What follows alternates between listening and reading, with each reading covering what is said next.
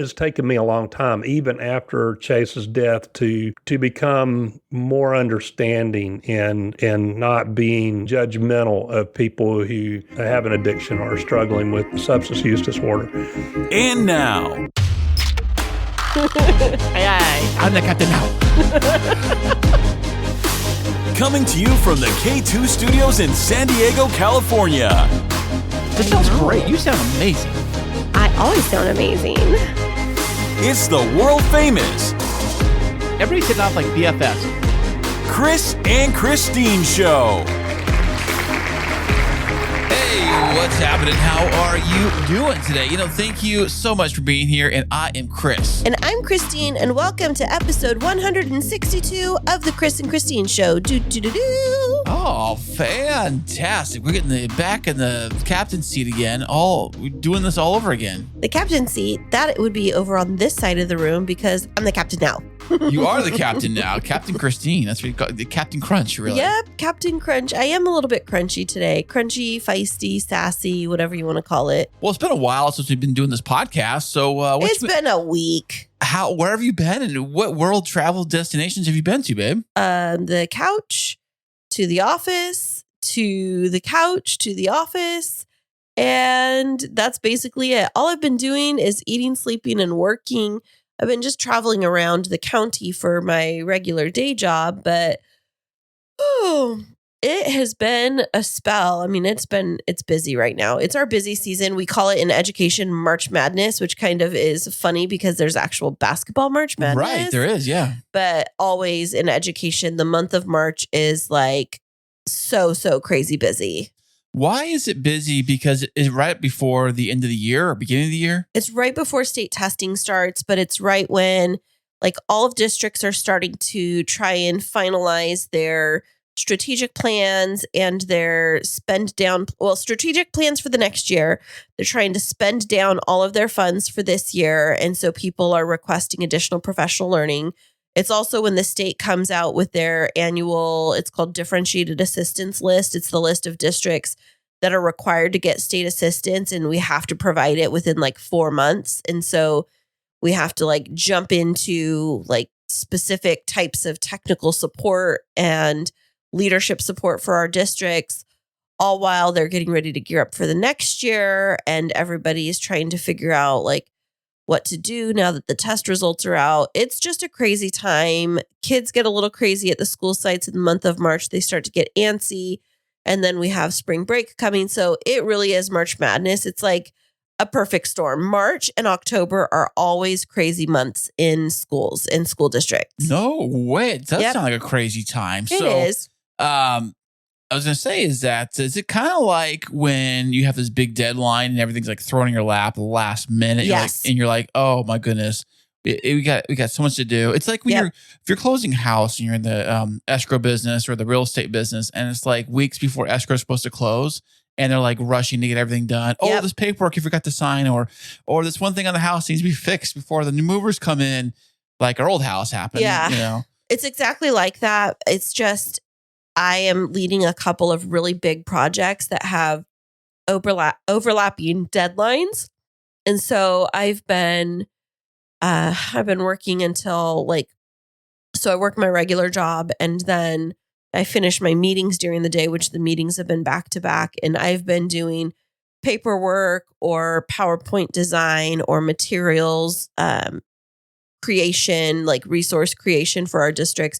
I've been working on average until like 11:30 or at night or 12:30 in the morning. And then, getting up at 6. And then like Saturday I had to drive out and work at a school district out in East County because we were doing a community convening. So I was up on Saturday at like 5:45, worked all day. It's a lot right now. So, you've been very gracious to give me a little hall pass for podcasting.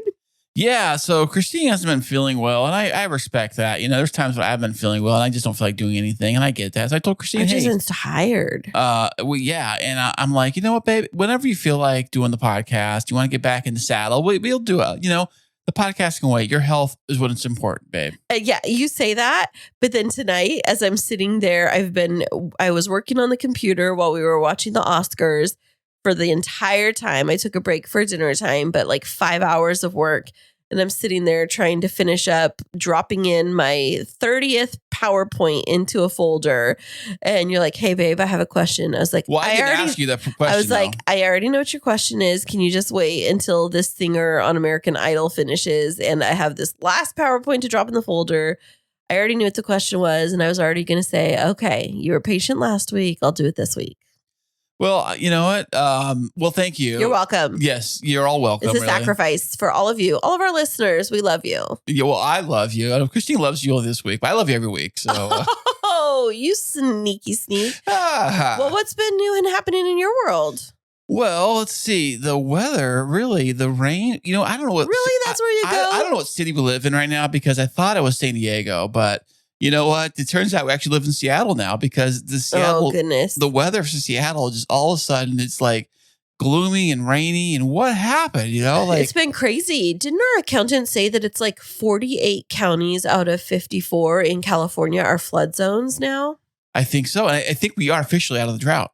I think it's official now, I believe. Do you think so? Well, I don't know. I'm no meteorologist. I'm no archaeologist. not? And I'm no, what's the person who tracks water? What are they called?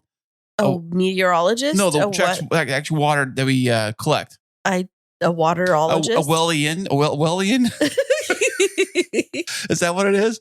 So I'm not one of those. So I don't know all that fancy stuff. But An aqua something. right. Aquaman? Yeah, maybe that's what it is. You know, Aquaman, Aqueducts. But the weather's been nuts. And, Mason he's in Little League this year. And today, well, actually yesterday being Saturday, he was supposed to have his opening ceremonies and his opening like first games, like Right. it's like the big deal. All the teams are there. All the people are there. And it got rained out yesterday because of the weather. So they decided to postpone it till today. And then today we go there and it finds out that they're not going to do any games, but all the kids are going to get dressed up. They're doing their photos. It's the everybody beats everybody. It's the grand entrance for all the teams. They run through this big arch thing, and then they get to like take pictures, and they get to like meet all their friends, and there's like a big hangout. They had prizes. They had raffle prizes. They had DJ there making music and doing announcements, and they had a few crafts for sale. And they had a snack bar was open. They had breakfast burritos. I had one of those this morning. And but it was muddy and it was wet out there. So it was kind of, but it was clear though. It didn't have any rain. So that Do they was have good. like bleachers for everybody to sit in? There are some bleachers people can sit in. There's every baseball field actually has its own set of bleachers. They're not very big. They're like a smaller bleachers, but they're like probably 10 rows up maybe. I'm guessing. Well, that's plenty. Yeah, but they're not very wide though. They're kind of narrow really. So they're designed for like, Well, I was just wondering, like, if we go, do we have to take our own seats? No. Or okay. but if you want to be comfortable, maybe you want to bring your own chair because that's just Okay. metal bleachers, no backing to them or anything like that. Mhm. And the snack bar was there. It was actually pretty good size. It's actually a big snack bar. They had a full like menu there, all kinds of stuff. And they've got like, I think how many fields they actually have? Probably like 5 or 6 fields. It was funny when I parked the truck. I actually parked in the very back of the property because they were so busy there, right? Right. So up in the very back, and I never been back that far. So I go back over there. It's kind of muddy. I'm like, hey, maybe I'll do some 4-wheel drive when I'm over here. But they have like this old abandoned baseball field back there. And I can tell it's abandoned because there's like weeds that are like 4 feet tall, like growing everywhere. And the field hasn't been like, leveled or whatever. You can tell there was the fence line of a field. Because in the very back, they had what the numbers for how far like they have in the like the baseball stadiums. Yeah, like how far each how many feet or meters or whatever. Right, and they had an actual like the old fashioned scoreboards in the back along the fence line, and that was abandoned too. That's cool. But it looked really big. Like I'm telling Jacob today, I'm like, this must be where like the grown-ups played softball or something because it's not a standard little league field. It's like a big field. Well, why did they let go of it if it's such a good space? I don't know. Maybe because they focus more on the little kids stuff. Because I think that they go up to 12 years old as like the oldest, I believe, or in that league or that spot there. So they kind of focus on that. But it's a big giant field. And I was looking, I was like, wow, it's like abandoned. But because it's way bigger than the other fields they had there. So, but wait, I have a question. Yeah, I have a what's very up? important question. Yeah. So I was thinking about baseball because we're getting ready to have opening day for regular baseball season on March 30th. when the Padres come back from spring training, which I know they're in Peoria, Arizona right now, and rumor is that they are doing very, very well in spring training. But I was wondering, when they come back, do they have a separate practice field or do they do all of their practices at Petco? It's a good question. I do not know for sure. I'm pretty sure they probably practice at some field somewhere. Like you think about when the Chargers were here in town, they never practiced at the stadium. Where did they practice? It's called Chargers Park, I believe it was called. It was actually, if you know where Arrow Drive is off of the 15 freeway. Yeah. You get off there, and I believe you make a left instead of making a right. Like you go to the Arco, you make a left. I believe it's back over there somewhere. There's like an office building. They had like in the back, they had like a field, like a practice field. That's cool. I want to know where the Padres practice. That would be super awesome. Yeah, I'm not too sure where they practice. It just made me think about that because like the kids have been practicing out on the field, but poor little guys, they have had such a rough go of the beginning of their season because it's like rainstorm after rainstorm after rainstorm. And yeah. Yeah, it makes you wonder how people do it in towns that have lots and lots of rain, like all the time. Maybe do they have indoors? Is there such a thing as an indoor Little League? I don't know. Maybe practice indoor, maybe. But batting cages? Yeah, but there is a batting cage there I noticed too at this place too. I didn't even see it because it was towards the other end of the field. This place actually has quite a bit of stuff there at this facility, way more than I had when I was a kid. I was telling Jacob, like my Little League had like 2 fields.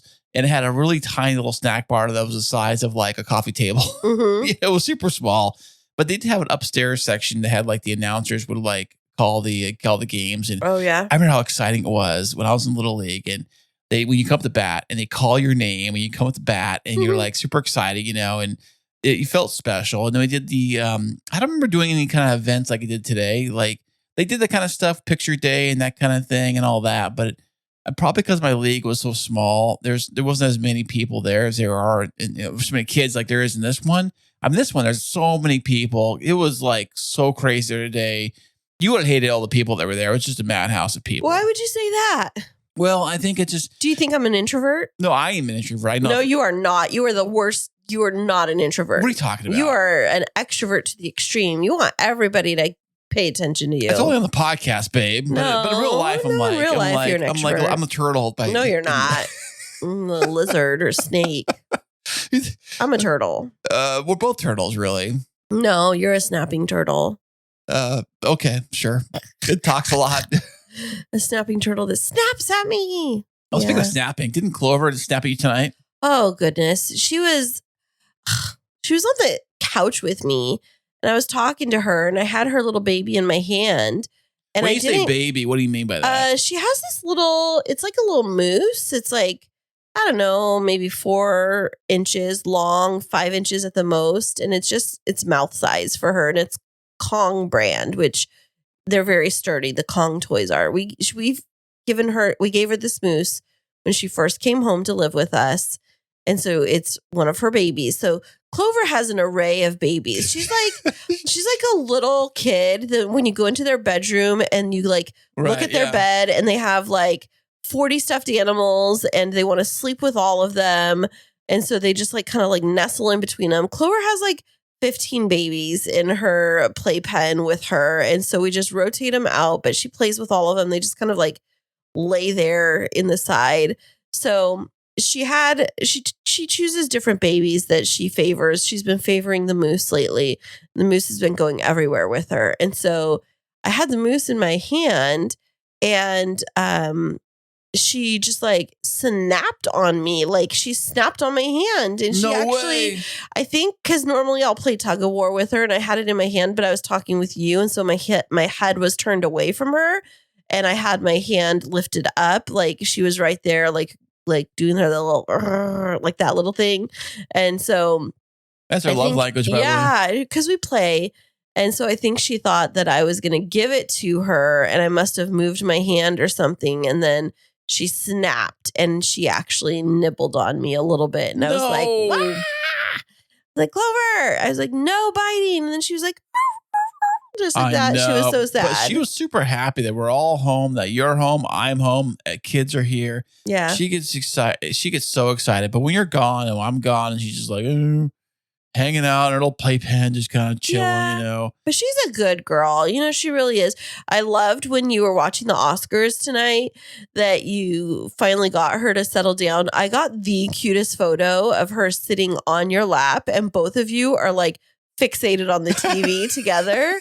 And then I got that photo, and then I think she noticed that I was watching. She like looked over at me with eyes like, yeah, Mom, I've got your man. And so I took a picture. Playing favorites tonight. Yeah. I'm like, who's your favorite, Clover? I was going to ask, who's your favorite, you know? Yeah. And then so like last night when she got in, well, she doesn't sleep with us in bed, but before she goes to bed, we typically will like snuggle with her for just a few minutes. And so she came into the bed and she just like sat right next to me and cuddled right up next to me. And you were like, Clover, who's your favorite? And she was just like bundled up right next to my head. And she just like looked at you like, my mom is, don't talk to me. I know you picked her up, you know, up in Seattle and brought her home. And I'm her mama. You are such her favorite because I walk home and she's like, hey, what's up, Dad? And when you walk home, it's like New Year's Eve, midnight. You know. Yeah. You know, so on that note, speaking of pets, it's been a hard week for a number of my friends. So at the end of, not the week that we just started, but like a week ago, I had 4 friends within 24 hours lose their pet. No way. Passed away. Oh, not just run away. No, passed away. So I had 3 friends on the same day within 5 hours of each other have their dogs pass away. And they were older, but is it their time, you think? I think, but it still doesn't make it easy. And I know. 2 were expected where it was like they knew that their dog was kind of in the final days. And then one of my clients, they lost their dog and oh gosh, he was such a cutie. And I just felt so bad for them because he was, for the groom, it was like his best buddy. And like when I met them, I met the dog and he was getting so old that he was little, like a little English bulldog. And he was having to be, or maybe he was a pug. No, he was a pug. And he had to be like carried outside, but he'd lived a good long life, like 13 or 14 years. Is that the normal length of a dog? That's a long time for a dog. I mean, when they get up to like 11, 12, like if you think of it in terms of, people always talk about dog years. It's 70 years to human, right? It's not saying that's how old they are. It's saying that's the age of their body, that their body ages 7 times faster. So like while Clover is actually 2, her body is 14 years old. And she acts like it too. She acts like a 14-year-old. Yeah. You know, all sassy. I go to the mall. You can't tell me what to do. I hate my friends. Yeah. But that's when they get up to 12, you got to be thinking that their body structurally is like that of a 90-plus-year-old person. And so it's arthritic and they start to have health problems and vision problems, hearing problems. And it's just an incontinence problems. And it's just like, it's really hard. But I just wanted to take a moment and just say our condolences to all of our friends that have had a loss in their family, because for so many of my friends, actually for all 4, my 3 friends plus my clients, they don't have like physical biological children. Their pets are their children. And so like that deep of a loss is just so hard. You know, I know that you always hear the rumor of people saying, oh, that cat lady or the lady with all the cats or the pets or whatever. But when you get older and lonely and I get it. I mean, I get it. Like if you were an empty nester and you live by yourself, and I would like a cat or some kind of companion, right? Something, especially a dog. Probably dog, preferably probably than a cat, because cat, boy, it seems kind of weird. I don't know, I don't know why, but it just depends. But I mean, you're allergic to cats, anyways. But for me, when you're gone, I talk to Clover all the time, and she just like looks at me, and we have little conversations together. Well, that's funny you say that, because when you're gone, Clover and I do some podcasts. We'll hang out here in the office, and we'll just like work on the computer. Like today, she sit on my lap and we'll work on the computer and stuff until the other kids came home, and she's like, "What? Who's here? Someone's here." All right. So, but she was mellow for a minute until that happened. Yeah. Well, it's so funny. Okay. So this morning when we were having coffee in the front room, so everybody, Kris and I, we have like a TV room, but then we have like a formal front sitting room. And we have these 2 chairs where we sit and we have coffee every morning. You are my coffee maker. You're my barista every morning. And then learn from the best, baby. Yeah. And then we let Clover out to run around first thing in the morning.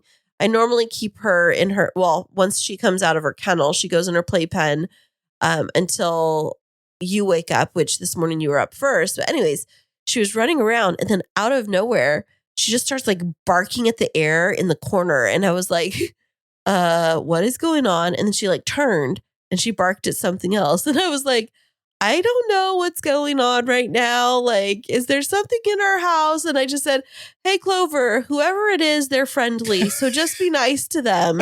And I was like, we're all friends here. And then she just kind of was like, "Rrr." And then we thought it was maybe birds or something. But she's done that a couple of times where like out of the blue, she'll start barking.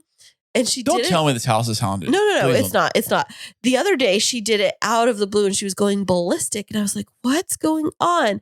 And then I saw back by the bougainvillea bush in the backyard, the little black and white feral cat from the neighborhood was like perched there in the bush. And I was like, oh, Clover, so you do know that that's a cat. Okay. I caught her. Actually, I saw a squirrel in her backyard, which I'd never seen a squirrel in my life here. I've seen them like in the woods and, on vacation out in the country and stuff, like out in like. Are you sure it wasn't a gopher? No, actually, it was a full on squirrel because it ran across our grass. And it was on the rock area, the brick area. And it was sitting there doing its thing, chilling. I grabbed Clover. I said, Clover, look at the squirrel. At first, she didn't see it. And then the squirrel did a few movements with its head. And the Clover was like, what? Oh, I see you now. And she was like radar sucked into the squirrel was doing. The squirrel walked almost by the front door, by the back door over here, over there by the left side of the grass. So that's funny. Walking over there, and Clover was like fixated, like, whoa, what's that? And then, but she saw the squirrel. The nice thing about her playpen is that she does actually get to see outside from her playpen. I just thought about that the other day. I was like, oh yeah, she has like outside window. Yep. Right by her. She's a window office, really. Yeah, she has a room with a view. Yeah, nothing's too good for our baby. Yeah, absolutely. Well, I mean, we've got exciting things coming up soon. We are getting ready. We are almost to my birthday week. I mean, technically, we could call it birthday week since my birthday's on a Monday, a week from tomorrow. Then I guess technically we're kicking off birthday week for me. So what do you have planned? Everything. Which means nothing. Last night we were on a date. Just everything the two of special. Us. You know, it's like that title of the movie that won the best Oscar today. What? Everything everywhere all at once. That's your birthday. That's just for you.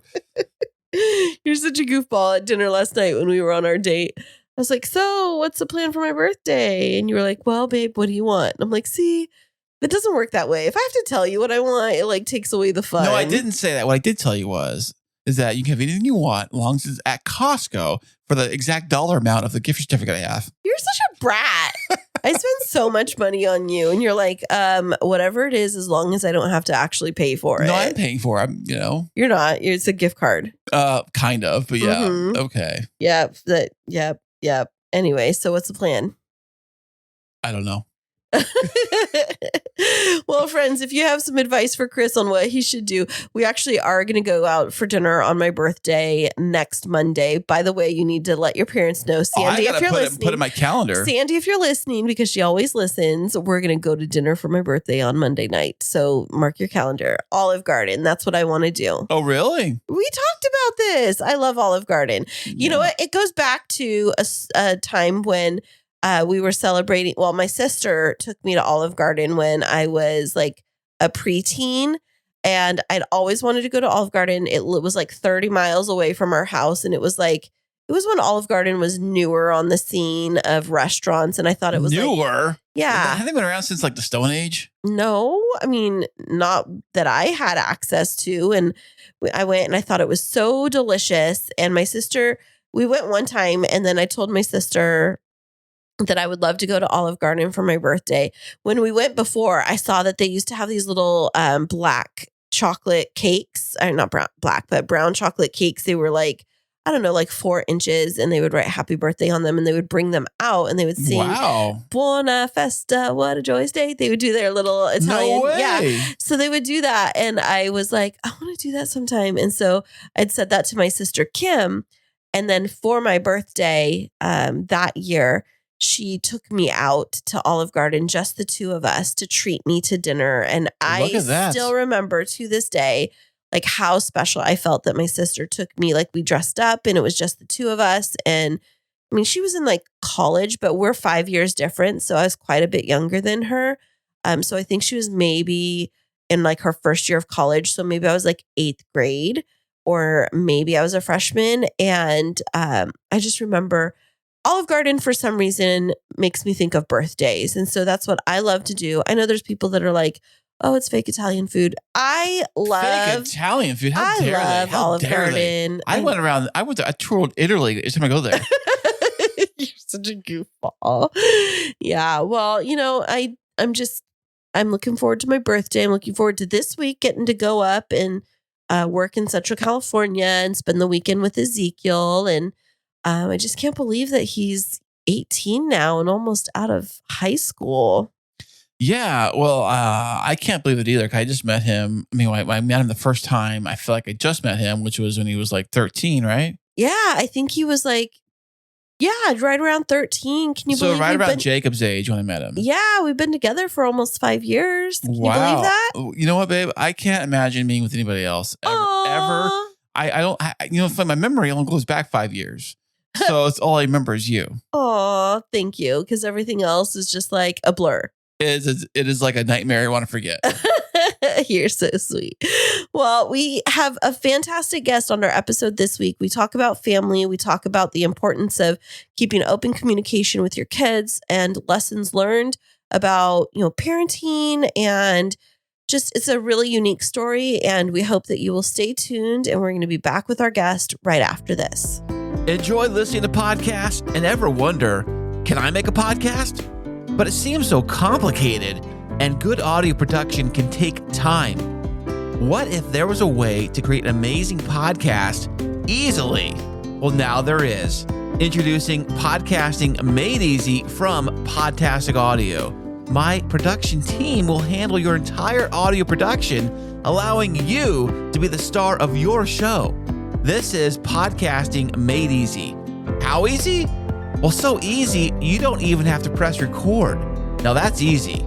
Your listeners are waiting. Let's deliver. Sign up for a free strategy call today at podtasticaudio.com/easy. And welcome back, everybody. Today we have another fantastic VIP guest. He is an author and a family recovery coach. Welcome to the show, Darryl Rodgers. Hey, thanks for having me on. Hey, Darryl. Thanks for joining us today, man. Where in the world are you visiting from? I'm in Cary, North Carolina, right outside of Raleigh. Raleigh, huh? Oh, that's interesting. So I work in the wedding industry. I'm a wedding planner and florist. And one of my favorite local San Diego wedding florists is moving to Raleigh in just a couple of weeks. So it's a small world. Yeah, it's been growing since we've been here, but it continues to boom. Yeah, I've been out to Carolina a few times. I lived in Charlotte, and then I went to a wedding in Asheville. It's been a while, though, since I've been out there. But North Carolina, a lot of green out there, I remember. Oh, yeah, a lot of trees. Yep. Now, are you originally from the North Carolina area, or are you a transplant? I'm from South Carolina, so not too far away. Moved here in 1990. I was flying at the time. I was a pilot and took a job here and moved here in 1990 and been here ever since. Now, for people that are not from North or South Carolina, I always wonder, is there a duel between the two states, like where like the North thinks that they're better than the South, or are there jokes that are made about the other state? Like who's the better one? Maybe a little bit. I haven't heard any of those jokes in a long time, but what I do hear, and being a South Carolina native and having family and friends in South Carolina, the big rivalry there is between University of South Carolina and Clemson. Oh. That's always a big rivalry in Colleges, state. huh? Is it just rivalry like football, or is it all sports? Mostly football. Got it. Are you a big football fan? I am. I follow more. I don't follow the NFL as much as I used to, but I do keep up with the college football a little bit. And both of my boys played all the way through high school football, and well, our youngest one played through college at a Division II school. Oh, wow. Well, that definitely, football must have been part of your life quite a bit during that time for sure. Yeah, we have, it's one thing that we have done together. My wife and I, it's a big deal, us going to all of their football games from the time they were just toddlers, almost a little bit older than that, but from very, very early age, just traveling to going to the practices. And I've been an assistant coach on some of their, pre-high school teams. And anyway, we've always enjoyed it. We like it. Hey, Darryl, how young could a kid be to play tackle football? What's the age on that? I'm not too sure. At least out there anyways. It's been so long, but I'm trying to remember now. I want to say our oldest one, Chase, he started a little bit later with football. He started with soccer and but Justin, the youngest one, he started playing at like, I want to say 5 or 6 years old or something like that. With pads and everything and a whole helmet and everything, huh? Yeah, everything. I've learned a lot about football over the years, and I don't know that I would encourage that anymore. It's a tough sport, and there are a lot of kids that do, end up, but particularly in high school, with concussions. When they're that young, they typically can't get going fast enough to have a concussion. But there are things happen. Right, yeah. Well, our middle son, he just turned 13, but he was on the football team at school. It was a flag football team, but he was on it for the first time. And here in California, it's not junior high, it's middle school. So it's 6th, 7th, and 8th. So in 6th grade, he was like the low man on the totem pole and didn't really get into anything. And then 7th grade, now he's big man on campus and getting into football and starting to get that little middle school attitude, like I'm too cool for school because I'm a football player now. And you mentioned raising boys. Did that happen to them when they started to get into football, where it's like they start getting a little bit too big for their britches? I don't know if we really went through that phase or not. A little bit, maybe. Both of my boys, their personalities are so different. Chase, the oldest, is very, very easygoing, laid back, quiet. Even though he was diagnosed ADHD, he could be very hyper at times. But then our youngest one, Justin, they're 7 years apart. Justin, very, very different. He's still a little bit quiet until he gets to know people, but just very much more, he's going to do what he wants to do. Oh, yeah. Kind of. We know that personality for sure.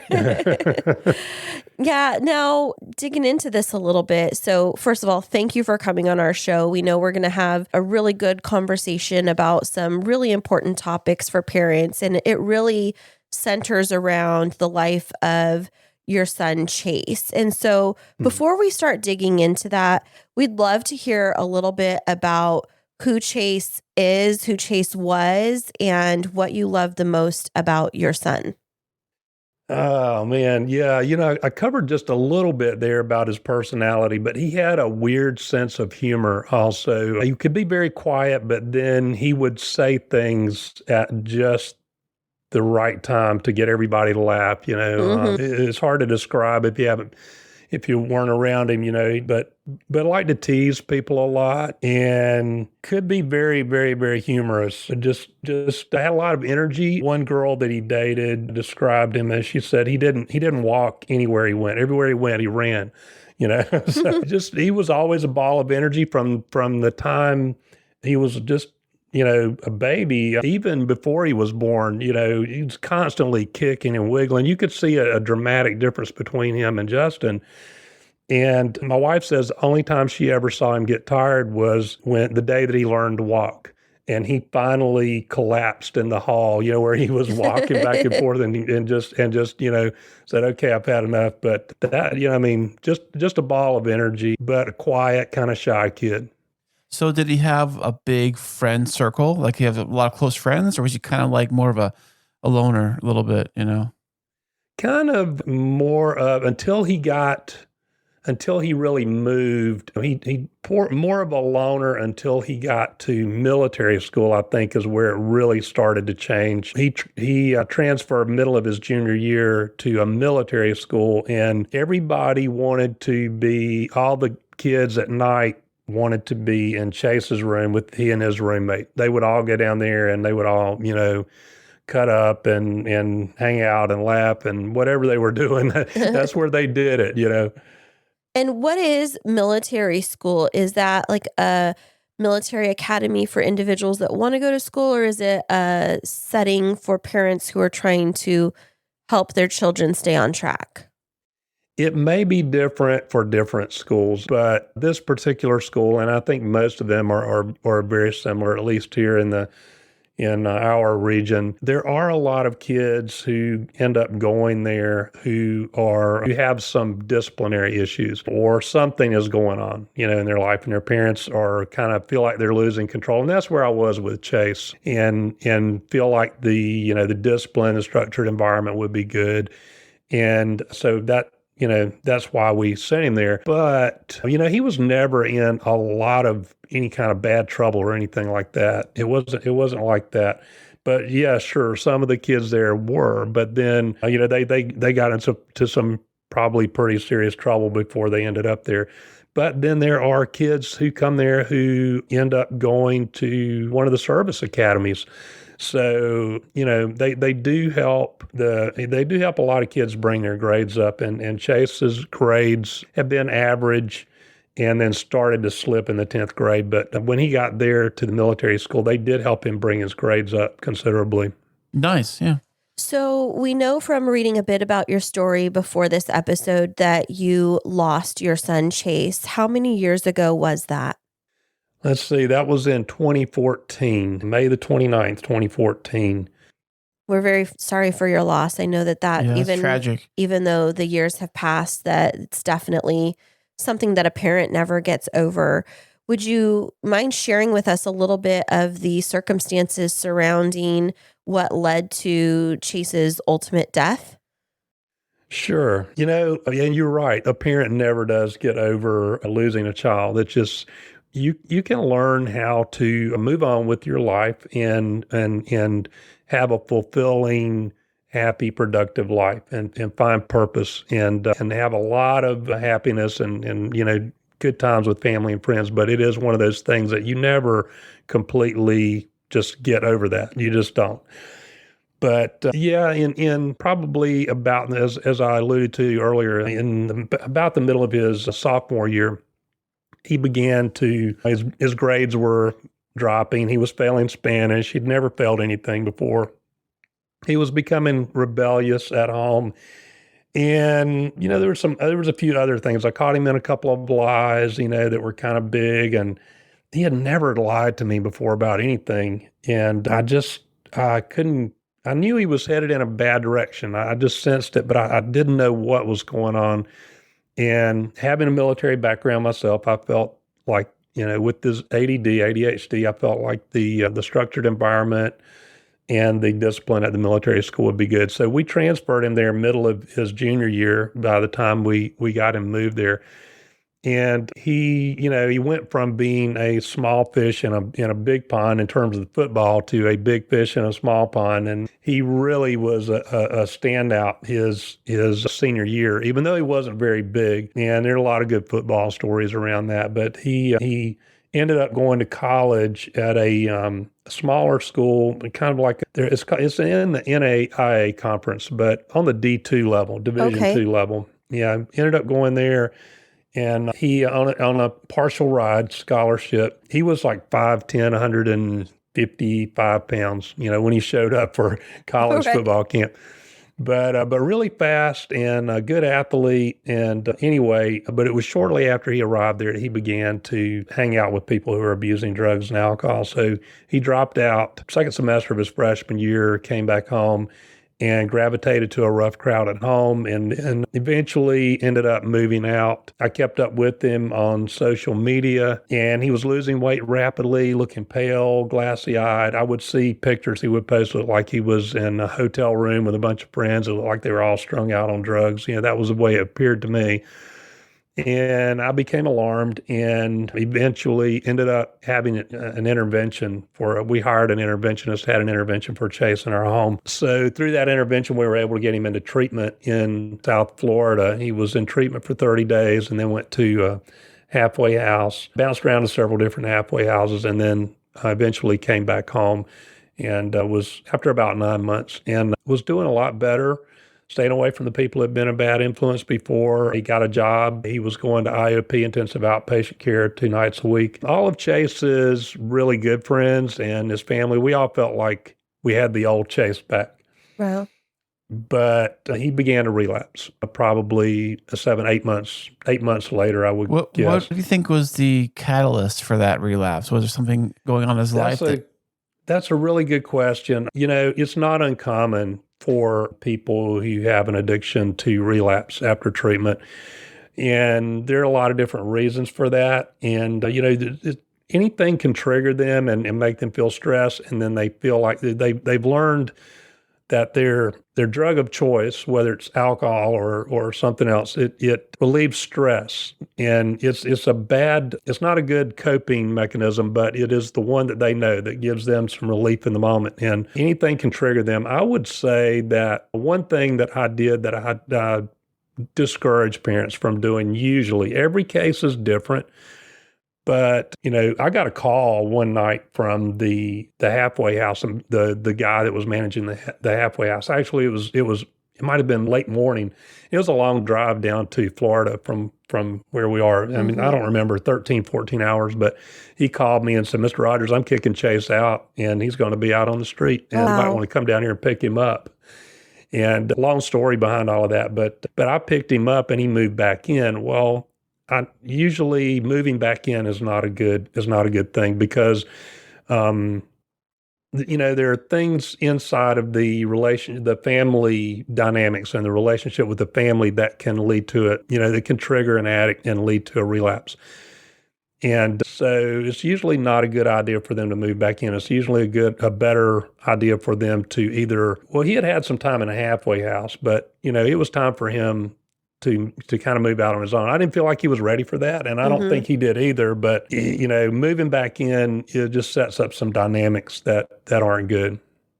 I can definitely see how that would be. And I could see from a parent's perspective, as you're telling this story, I'm thinking, no, he can't be by himself. Like in me, the mom's like, Mama Bear got to come and rescue him. Well, first I'm like, well, first of all, how is he going to hold down a job and support himself? And second of all, in my mama brain, it would be like being by himself in his own place is going to set him up for failure faster than if he's home where I can quote unquote watch him 24/7, which, looking at it, I'm hearing myself reacting like that. And then I'm thinking through the lens of, an outsider or somebody that, doesn't want them to relapse, thinking, oh, well, being watched 24/7 could make them feel like they can't do anything right and reinforce whatever shame spiral is kind of feeding into that addiction in their head. And so it feels like from the outside looking in that it's a no-win situation. So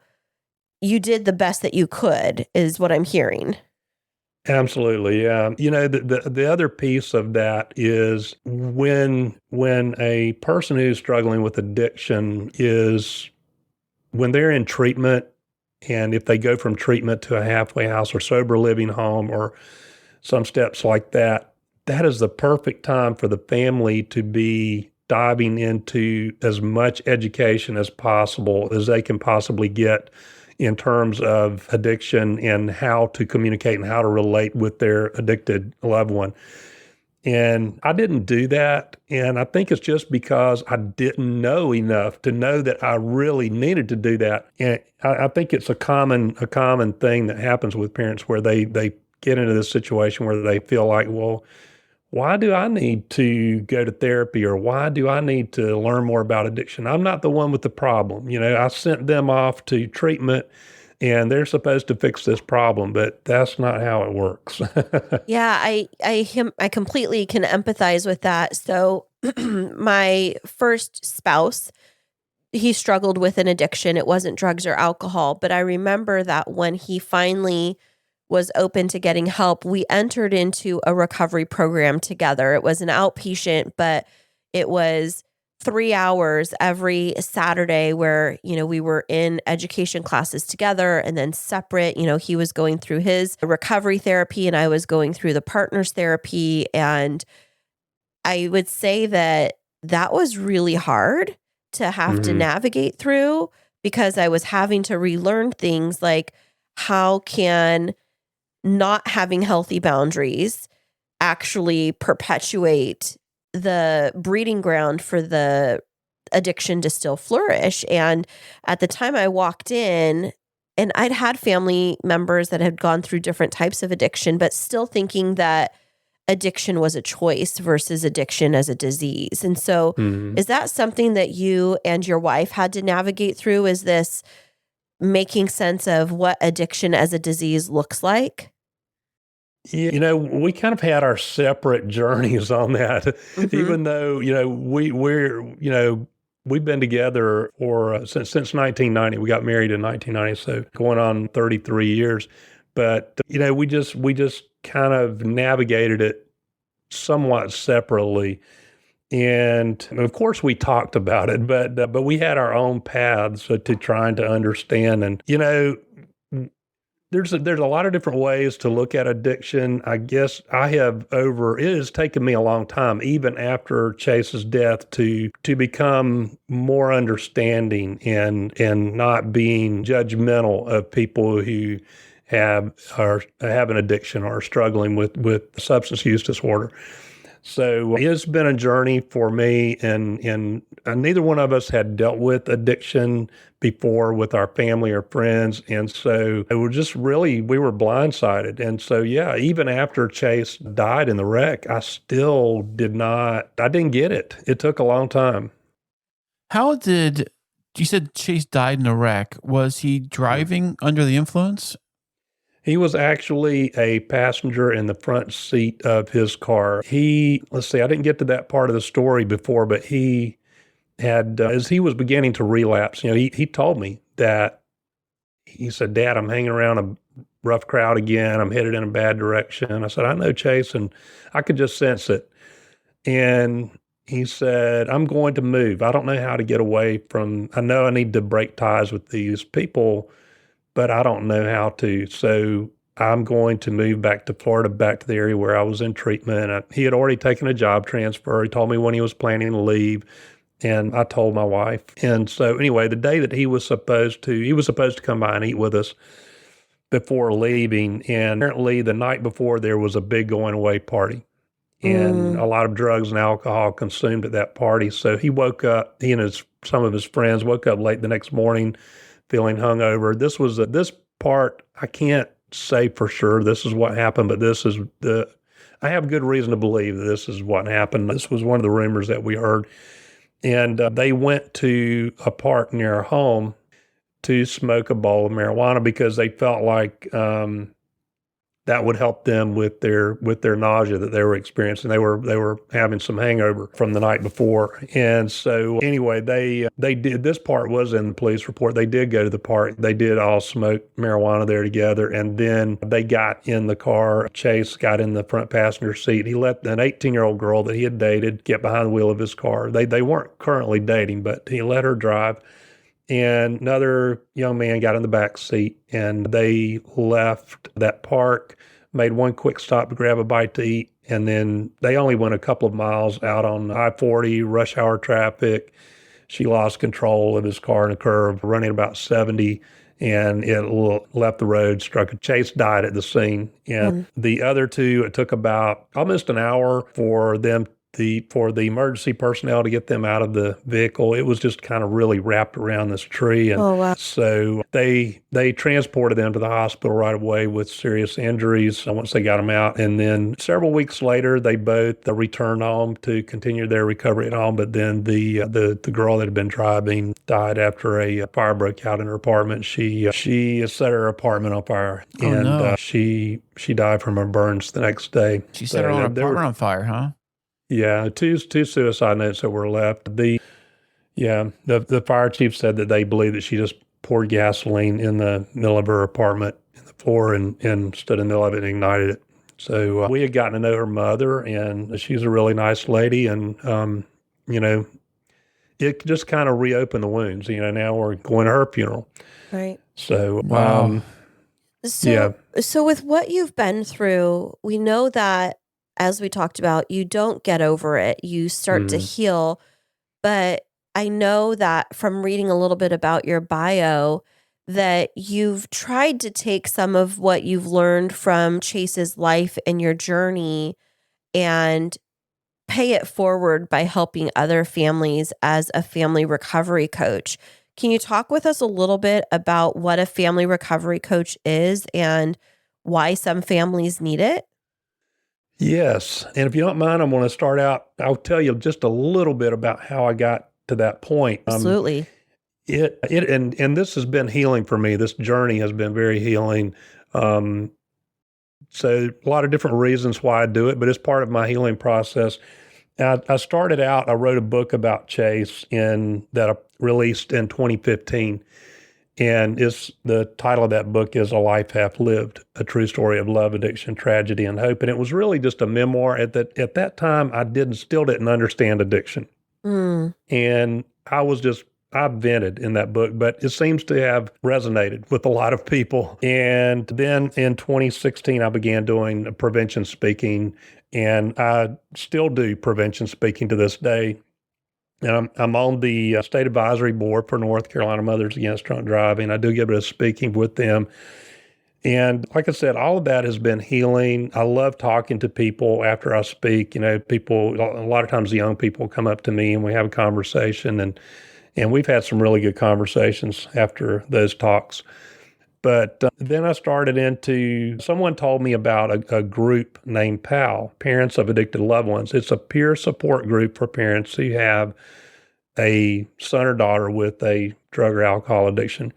And they also, if you have another family member, you know, the spouses, you know, they also accept spouses. It's just primarily geared towards parents. And I attended a meeting, and this was pre-COVID. I attended a meeting, and the lady that was running the PAL meeting asked me, it was at a local church here, and she asked me if I would become a co-facilitator, and I did. And several months later, she ended up leaving, and I've been running that meeting ever since as a facilitator. And I just facilitate the discussions. You know, PAL has the lessons and everything for people. And that's a free resource for any parents out there. PAL is a nonprofit that's nationwide. And when COVID hit, we went online with my meeting. A lot of the meetings have gone back to in-person. PAL does have a national online Zoom meeting. And then I have, you know, there are regional meetings like mine, like the one I facilitate, that are scattered out different regions across the country. But PAL got me interested in going to the next step, which was beginning to coach parents, because there are some parents who need more than just a peer support group. And I always encourage parents to, you know, depending on their situation, to go find a therapist that specializes in the types of things that they're dealing with. But a family recovery coach is a little bit different. Most family recovery coaches we're not licensed counselors, most of us.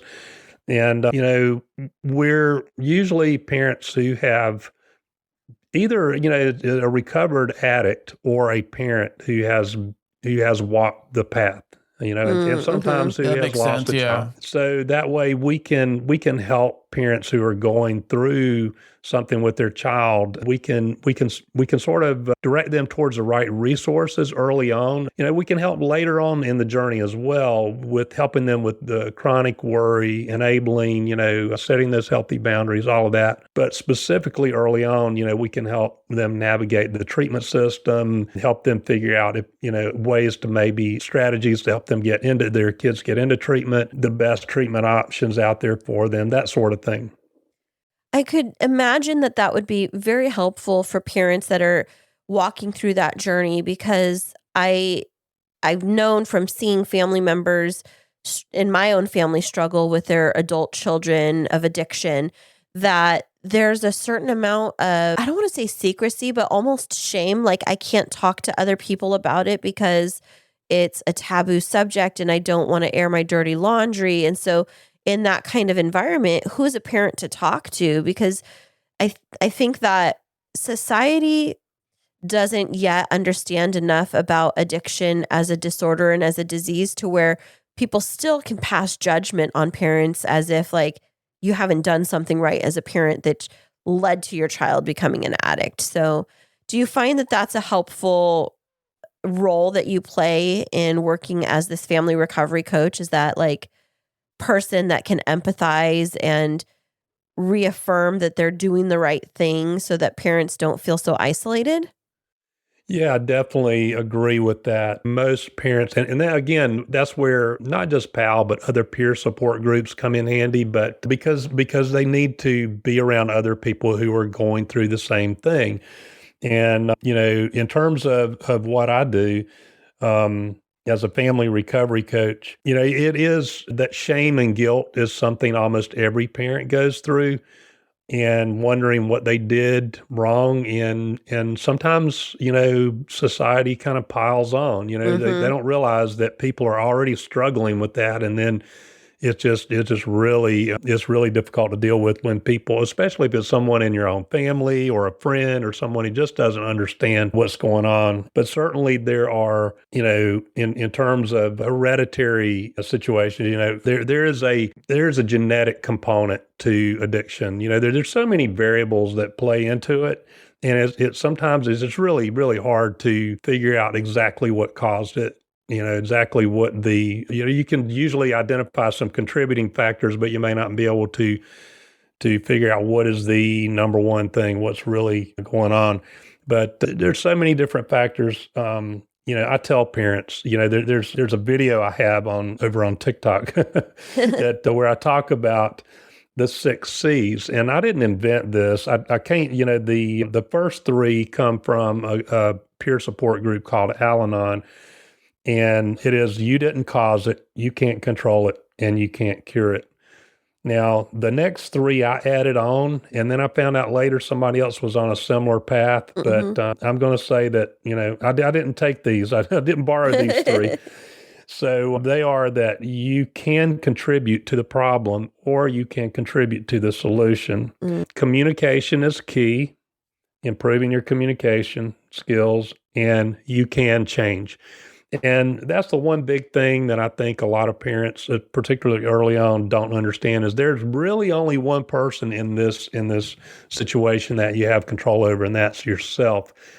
And you can change the way you relate to your child, and you can influence them in positive ways, and that can end up being a catalyst for them going to treatment and getting better. But, it's not, there's no guarantee there. Right. Hey, Darryl, what do you think that you personally could have done differently as a parent before everything escalated with Chase? Well, there's a couple of different things. It's hard to say going back to the ADHD is another thing that contributes. It seems to there's almost every parent that I talk to will say, when I'll ask, one of the first things I ask is, has your child ever been diagnosed ADHD? And it seems like 90% say yes. And so I don't know there's a lot of variables here. Again, I don't know if the medication has anything to do with it. Sometimes it may not. The ADHD people are very impulsive, so that can contribute. But, we did keep Chase on a very low dosage of Concerta once we started him on it, and we monitored that very closely. I don't know, a couple of different ways to look at it. I might have, not put him on any ADHD medication and just homeschooled. And, that would have been tough. And we were looking at doing that at one time. We talked about it. And we kind of went back and forth, and I eventually decided to keep both of our boys in school. But that's one thing that possibly I could have done different. But probably one of the big things is that, I was kind of the disciplinarian, and when he had a problem, he would go to his mother first. and I think this is pretty common, but he would go to his mother first, and then she would come tell me. And I wish I had. We were working on this, and we were getting, we were making strides, before he relapsed and died. But I wish I had been a little bit more open. I wish I had made him feel more comfortable in coming to me to talk about problems. Yeah, it's kind of hard when I guess you probably feel more comfortable talking to one parent versus the other parent. I guess both parents seem to have good communication to talk to each other about what the problem really is and kind of share thoughts and stuff. I would think especially so between a young man and his father. I know that is always a very important relationship, but I do know that for dads, they tend to have to hold up that being the bulldog or the enforcer. I mean, I would say that in this house, the roles are reversed. What are you talking about? You say more relaxed with the kids? Definitely. But, going back to one of the things that you were talking about with the ADHD, so that's definitely a concern that I have. And, we're raising 3 boys, 2 of which have those diagnoses. And so our oldest expressed just over the last 6 months, he didn't like the feeling of the medication and wanted to try homeopathic types of approaches to see if it would help his concentration, but not have that suppressive feeling on his system. And at first I was like, no, you need the medicine. Like the mom in me is like, it's helping you. And then I had to listen. And it was like, what is my son telling me? He's telling me that the chemical that he's having to ingest is not making him feel himself. And he doesn't like the way that it's making his body react. And as a parent, I have to support that because otherwise I'm telling him it's not important to listen to your body. I know better than you do. And what message does that send? And so like, as you're talking, I'm reflecting and I'm thinking because in raising children, we don't want to do anything that's going to quote unquote damage them for the future. But I'm also thinking like, are there things that Kris and I can be doing right now to, I don't know if there's a way, I don't want to say prevent, but to create less opportunities for our child to pursue that path, or even if they have a tendency towards addiction, to help them to not open that door and to feel that they have enough else around them that that's not something they need. So I don't know if I'm asking what is that a parent question. to do, really? Right. Yeah. I guess that's what I'm trying to get at.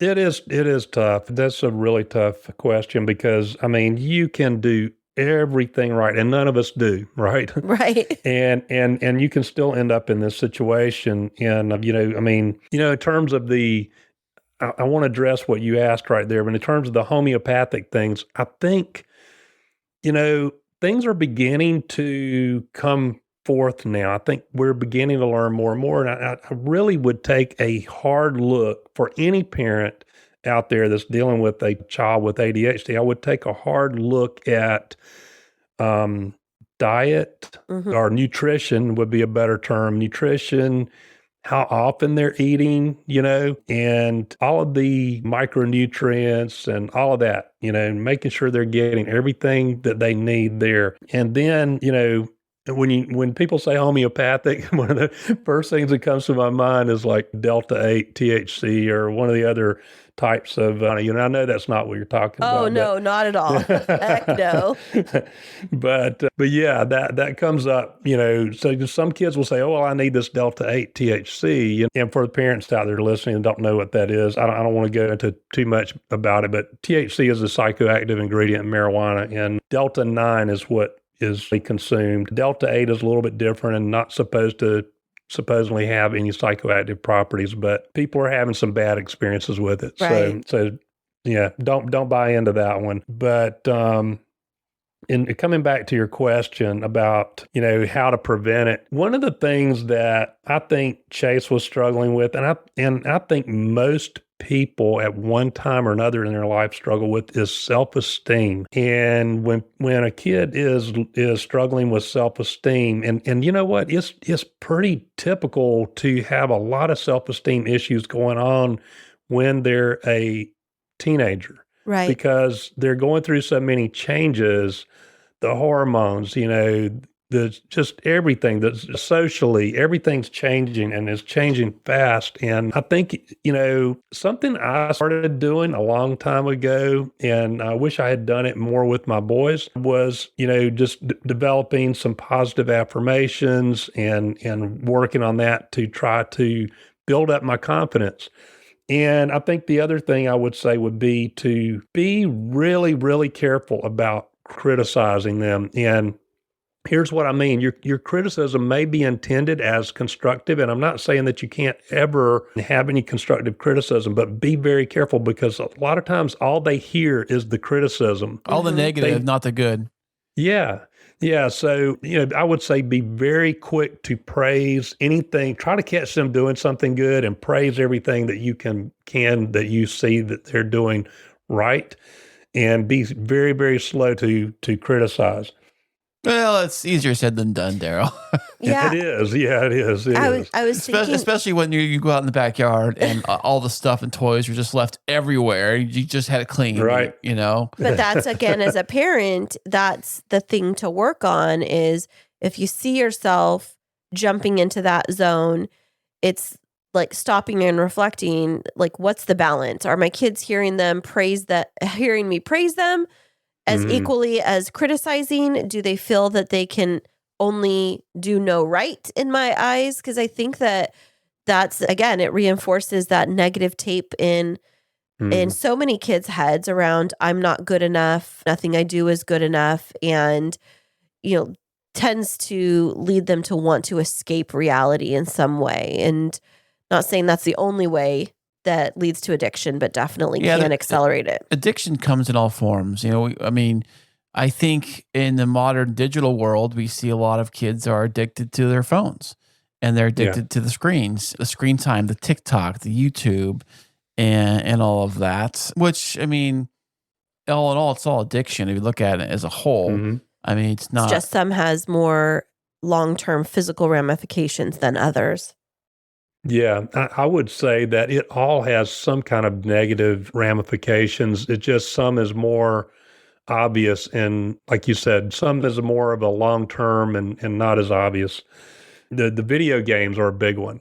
Right. Oh, yeah. We have that at our house, too. Our kids are really into the Xbox, all the PlayStation, whatever the game and system. We're having to set boundaries, when they start screaming at it, and it's like, wait, honey, you're way too emotionally involved. We're going to need to pause your access to this for a couple of hours. And then it goes, to a whole nother orbit of anger. But that's, for a topic for a different conversation. But, Darryl, you've talked a lot about your journey and your coming to grips with understanding the disorder of addiction.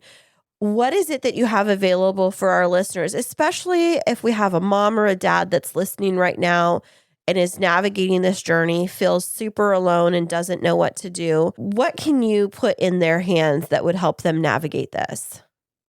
Well, I have a lot of different resources. So they can go to thefamilyrecoverycoach.com. And that's a website that I have that they can go there and get some information. I'm still building it. So, but there's some information there. I have there's some videos, and there's also a few blog posts there. And that's a good way for them to get in touch with me.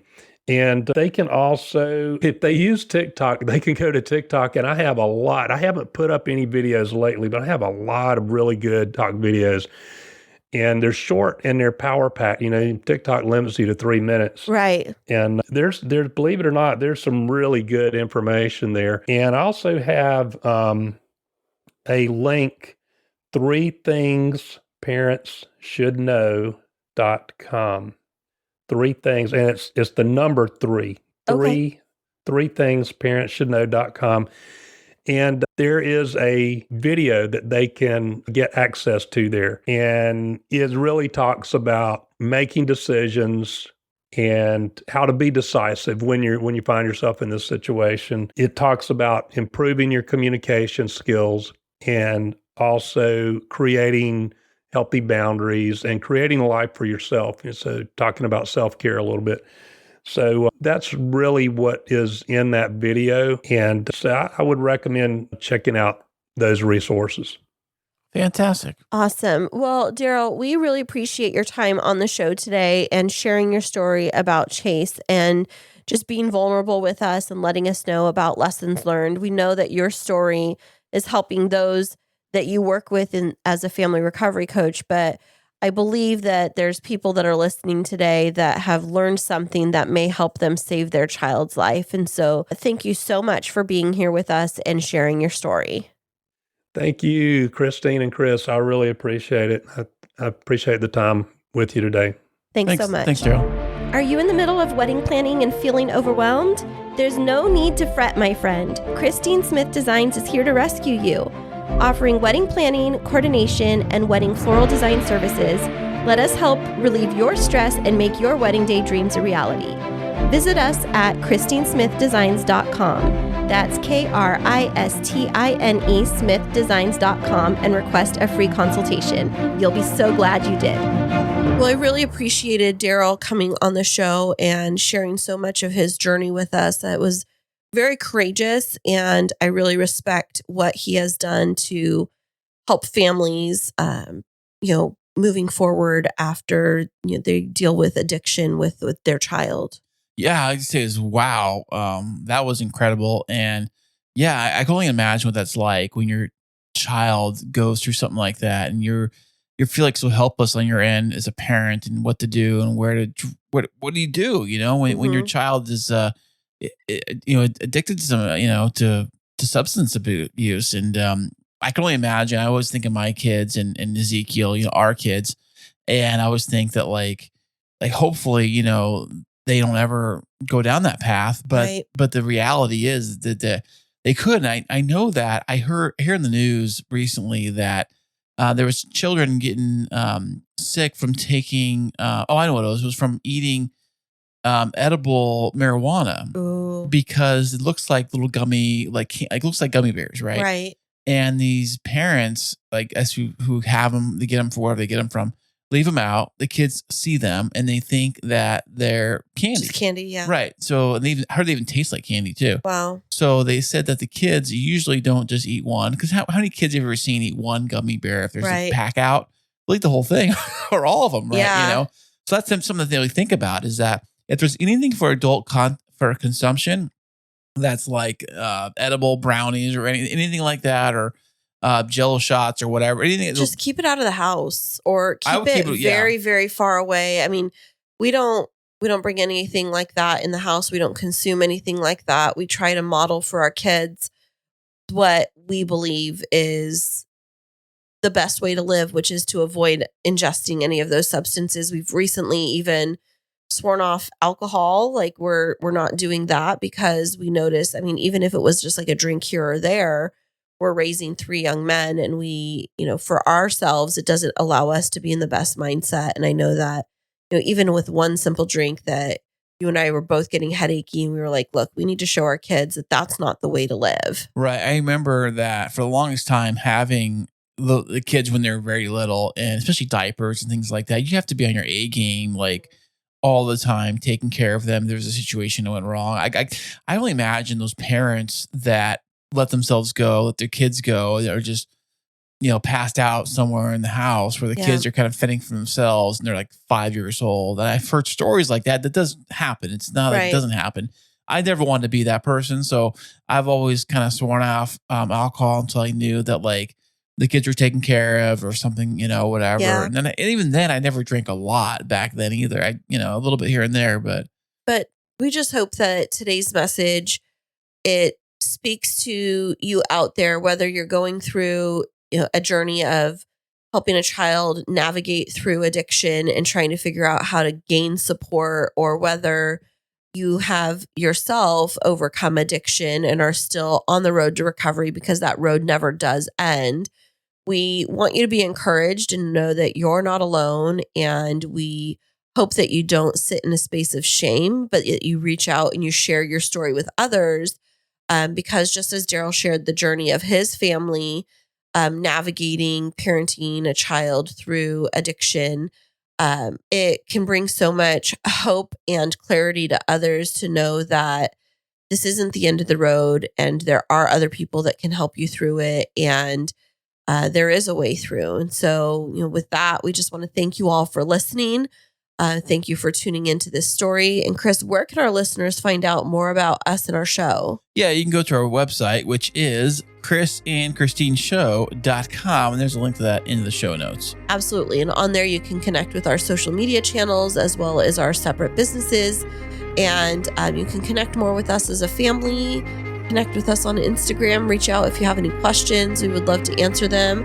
And we thank you all for tuning in, and we'll be back with you next week.